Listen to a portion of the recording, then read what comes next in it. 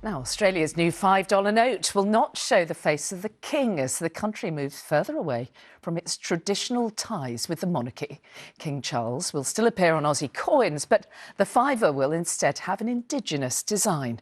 It's raised questions about the king's role in the country, as Danny Sinha reports. It's no small change. Queen Elizabeth II has been on the $5 note for 30 years. But after her death, questions were asked about whether it was time to shake up the status quo.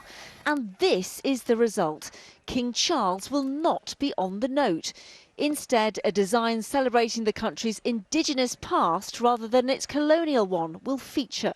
A decision taken independently by the Reserve Bank in consultation with the government is an opportunity to strike a good balance here.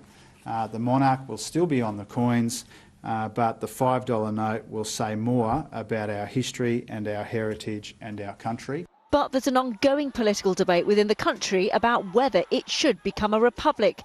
The opposition leader is accusing the Prime Minister of forcing through the change. I just think you've got to stand up and a lot more Australians have to be heard. I know the silent majority don't agree with a lot of the woke nonsense that goes on. King Charles will still appear on coins, but there are renewed calls about whether Australia should follow countries like Barbados in becoming a republic. But I think in a way it just raises the sense that the British monarchy as a brand now overseas, countries that formerly were proud perhaps to have the Queen on their currency, just no longer see it as something that represents and reflects them.